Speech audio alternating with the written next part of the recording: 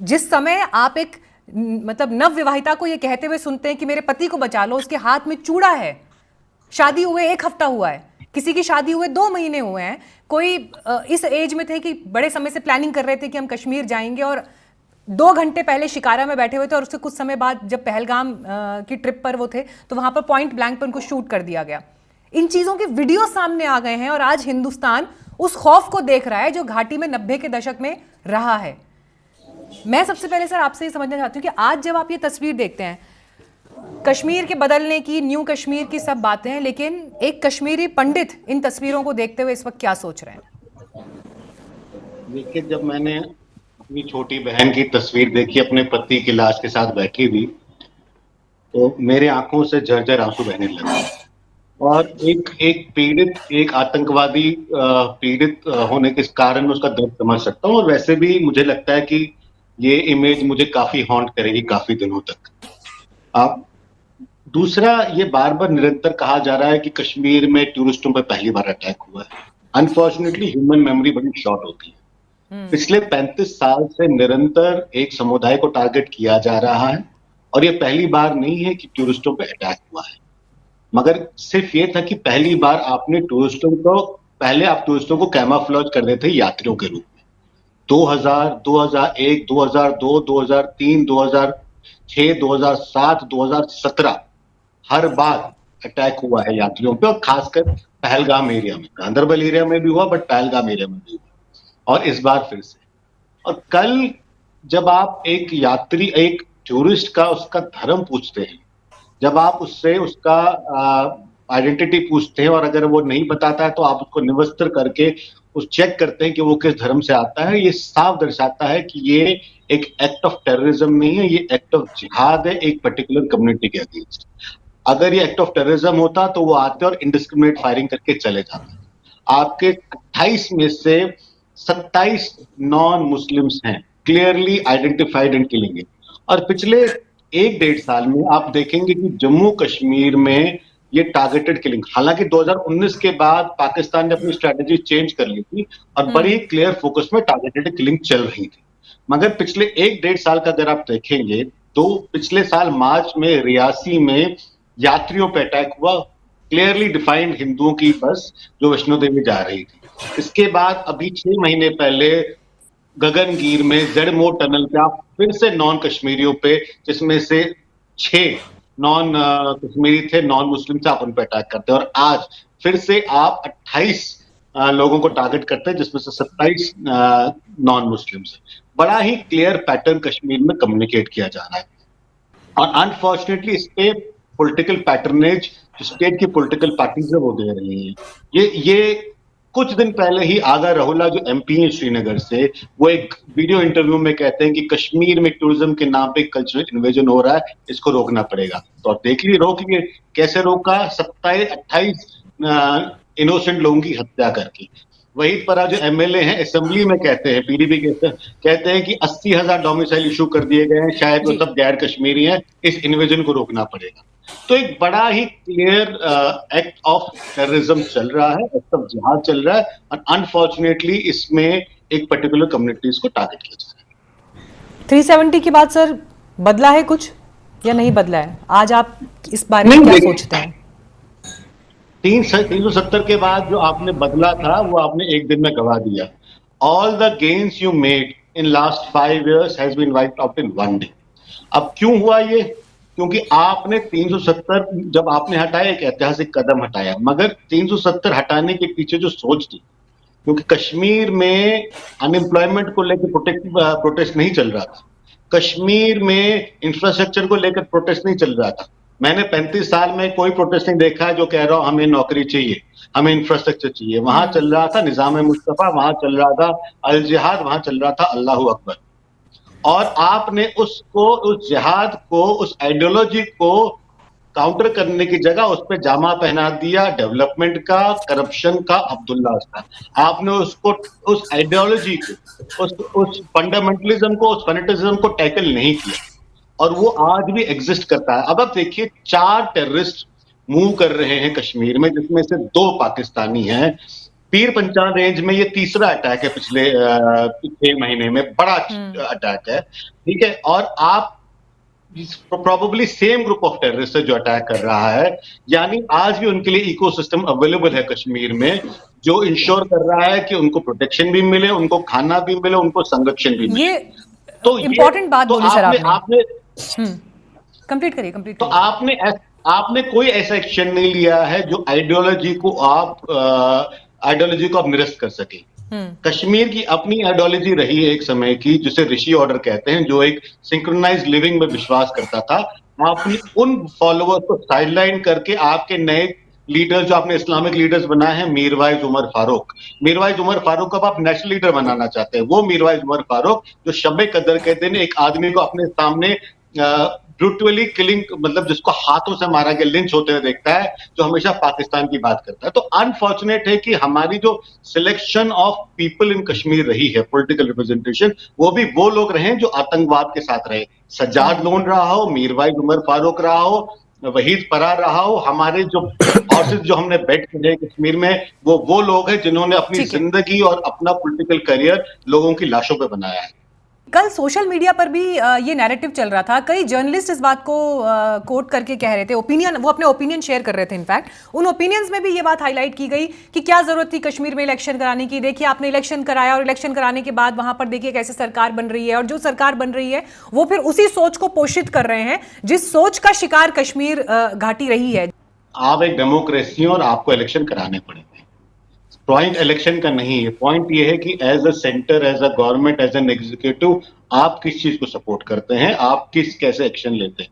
जिस दिन आपने छोटे छोटे कार्यकर्ताओं को, जर्नलिस्टों को, जिन्होंने सिर्फ सरकार की निंदा करी, उनको आपने पीएसए में 2-2 साल के लिए अंदर कर लिया। आगा रहुला, वहीद परा, और अगर वहीद परा ने चलिए तो फिर भी असेंबली में कह दिया था वो 80,000 वाली बात, आप उसको असेंबली का प्रिविलेज दे सकते हैं। आगा राहुल्ला ने तो एक पॉडकास्ट में कह दिया कि कल्चरल इन्वेजन हो रहा है, इसको रोकना चाहिए। उसके बाद भी अगर आप उनके खिलाफ एक्शन नहीं लेते हैं तो ये आपकी आपकी आपकी वीकनेस है, आप एक्शन नहीं लेना चाहते। आप मैं जानना चाहता हूं कि क्या एक तिहाड़ में रह रहे आतंकवादी की हिम्मत हो सकती थी केंद्र के अप्रूवल के बिना कि वो नॉर्थ कश्मीर का इलेक्शन लड़ सके। आपने इंजीनियर राशिद को एम्बोल्डन किया। आपने यहां से आप टेररिस्ट ऑर्गेनाइजेशन को बैन करते हैं, जमात इस्लामी को, और फिर उनको अनऑफिशियली प्रॉम्प्ट करते हैं कि आप इलेक्शन लड़िए। अरविंद केजरीवाल को बेल नहीं मिलती है, मगर इंजीनियर राशिद को बेल पे बेल मिलती है। किस लिए? इलेक्शन लड़ने के लिए, वो भी एक इंडिपेंडेंट कैंडिडेट। अरविंद केजरीवाल तो फिर भी एक नेशनल पॉलिटिकल पार्टी के प्रेसिडेंट है। तो unfortunately, politics of Jammu and Kashmir has taken over the national interest in Jammu and Kashmir. और कोई भी पॉलिटिकल पार्टी अपने पॉलिटिकल अपॉर्चुनिटी के आगे देख नहीं पा रही है। नहीं तो जिस दिन आपने इंजीनियर राशिद को खड़ा किया नॉर्थ कश्मीर में, आपने एक मैसेज भेजाया वापस कश्मीर में कि ultimately it pays to be a terrorist and the separatist. आपने जिस दिन आगा राहुल्ला के खिलाफ एक्शन नहीं लिया, उनके एक बयान नहीं, उनके निरंतर बयान आ रहे हैं हिंदुस्तान के खिलाफ, आप उनके खिलाफ एक्शन नहीं ले रहे हैं, ये it shows that you are it pays to be separatist. आप सज्जाद लोन को हर तरीके से पैम्पर करते हैं। वो परिवार जिसने कश्मीर में आतंकवाद लाया, बंदूक लाया, हवाला लाया, जिसने मस्तकुल जैसे आतंकवादी को वेलकम किया, जिस परिवार ने, आप उनको आज सपोर्ट करते हैं, तो ये कहीं ना कहीं एक मैसेज आता है मासेस में कि it pays to be a terrorist and separatist. और आपने डीरेडिकलाइजेशन को लेकर कोई काम नहीं किया। आपने अपने आंखों पे पट्टी बांध ली है कि प्रॉस्पेरिटी से मैं कश्मीर में जिहाद सॉल्व करूंगा। अगर प्रॉस्पेरिटी से जिहाद सॉल्व होता तो अमेरिका में 9/11 नहीं हुआ होता। यू हैव टू टैकल जिहाद। अगर आप 5 साल में आप कह रहे हैं सब ठीक है, तो जो 5 लाख हिंदू बेघर हैं वो वापस क्यों नहीं है? नहीं, बट व्हाट डू यू आप सजेस्ट, हर बार कैसे निरंतर ठीक होगा? मैं बता रहा हूं आपको, आप निरंतर कश्मीरी हिंदुओं को कह रहे हैं कि सब ठीक हो गया है, आप वापस नहीं जाना चाहते। अब कल बता दीजिए उन 28 परिवारों को जो जिनके लोग शहीद हुए हैं कश्मीर में, कि कश्मीर में सब ठीक है। निरंतर कश्मीरी पंडित 2 चीजें मांगते रहे, ऐसी कोई चीज नहीं मांगी है जो सरकार पूरी नहीं कर सकती। पहला है कि न्याय। पिछले 35 साल में 0 कन्विक्शन है ऑन टेरर किलिंग। आप कश्मीरी पंडित किलिंग पे जीरो कन्विक्शन है। सुप्रीम कोर्ट कहता है 27 साल हो गए, मगर अगर एग्जीक्यूटिव एक्शन लेना चाहे तो हम बाधा नहीं बनेंगे। कौन सा एक्शन है? जीरो एक्शन है। आपने कश्मीरी पंडित कह रहे हैं हम वापस जाएंगे, we will go and establish in Indian enclave in Kashmir, Bharat की प्रेजेंस हम क्रिएट करेंगे, बट हमें वन प्लेस सेटलमेंट दीजिए। नहीं दे रहे। तो आप चाहते हैं कि कश्मीरी हिंदू वापस गिनी पिग बने, जैसे कल 28 लोग जो आपने टूरिज्म के नाम पे कल शहीद करवा दिए, वैसे कश्मीरी पंडित जाए, ताकि आप एक स्टोरी बना सकें कि कश्मीर में सब ठीक है। आप एक इजराइल 1 करोड़ 10 लाख का नेशन है वो। 1 करोड़ 77 लाख यहूदी रहते हैं इजराइल में। 56 इस्लामिक कंट्री से वो सीना तान के खड़े हुए हैं, नाको चने चबा दिए। 150 करोड़ का हमारा देश, और हम एक पाकिस्तान को टैकल नहीं कर पा रहे हैं, एक टुच्चे से बांग्लादेश को मैनेज नहीं कर पा रहे हैं। तो ये इट शोज कि आपका विल कितना है। मेरा सवाल ये है कि चलिए सर, आज की तारीख में हम अभी के जो पॉलिटिशियन है, जो पॉलिटिकल पार्टीज है, उनको सबको माइनस करते हैं कश्मीर में। अगर वो नहीं है तो कौन एमर्ज होगा? और सेंटर में तो इस वक्त वो सरकार है जिसके एजेंडे में ये शामिल था कि कश्मीरी पंडितों को वहां बसाना है, 370 हटाना है, ये उनकी कोर आइडियोलॉजी का हिस्सा था। तो जब इससे भी आप सर संतुष्ट नहीं हो पा रहे हैं और उनके काम करने के तरीके में भी आपके भीतर हताशा है, आपसे मेरा मतलब एज इन इंडिविजुअली मैं आपकी बात नहीं कर रही हूँ, मैं पूरे समुदाय की बात कर रही हूँ, मैं पूरे भारत की बात कर रही हूँ, तो सर फिर कैसे होगा? सॉल्यूशन क्या है फिर? व्यवहार फिर क्या कश्मीर को एक फेल्ड स्टेट मान ले फिर हम कि we have failed Kashmir? I honestly don't know. See, we have failed Kashmir. Yes, we have failed Kashmir. You need to understand, from 1990 onwards, we have failed India. We have not failed Kashmir. From 1990 onwards, this country has seen 150 terror attacks. हमने 30,000 civilians खोए हैं। 30,000 civilians. हम parliament से बड़ा attack नहीं हो सकता था। 1993 बॉम्बे अटैक, मालेगांव अटैक, समझौता अटैक, 26/11। मुझे नहीं पता इस देश की टेस्ट लिमिट क्या है कि कब हम रिएक्ट करेंगे। हमने कोई रिएक्शन नहीं करा है। 30,000 सिविलियंस होने के बाद, 150 टेररिस्ट अटैक होने के बावजूद हमने कहीं रिएक्ट नहीं करा। तो हम कह सकते हैं कि हम इजराइल से कंपेयर नहीं कर सकते अपने आप को। फिर हमें अपने आप को थर्ड लार्जेस्ट इकोनॉमी कहना बंद करना चाहिए। हमें अपने आप को थर्ड लार्जेस्ट आर्मी कहना बंद करना चाहिए। इतनी बड़ी फौज जो आपने रखी हुई। देखिए, आपको समझना पड़ेगा एक चीज। कुछ दिनों पहले पाकिस्तान के आर्मी चीफ बड़े क्लियर थे on his stand against India. उन्होंने साफ कह दिया कि हिंदू और मुसलमान और खासकर पाकिस्तानी का कोई ये नहीं। उनके कहने के कुछ दिन के बाद ही आप कश्मीर में अटैक देख लेते हैं। Absolutely. Pakistan deep state has constantly insured कि वो जो उनकी स्ट्रेटजी है 1000 कट्स की, वो निरंतर बनी रहे। जहां लग जाके पाकिस्तान आर्मी के मोटो में जिहाद इल सफीला ले आते हैं। जिहाद ले आते हैं। वो जिहाद इस्लाम में क्या होता है ये मुझे भी पता है, ये आपको पता है, और ये जिहाद किसके खिलाफ होता है ये भी पता है। उसके बाद भी आप कुछ नहीं करते। आप कभी तो आप रिएक्ट करेंगे। अगर आप इजराइल नहीं है तो फिर अपने आप को थर्ड लार्जेस्ट इकोनॉमी कहना बंद कर दीजिए। फिर आप अपने आप को दुनिया की सबसे बड़ी आर्मी क्यों रखी हुई है आपने? क्या 26 जनवरी के लिए रखी हुई है क्या आपने, या 15 अगस्त के लिए रखी हुई है?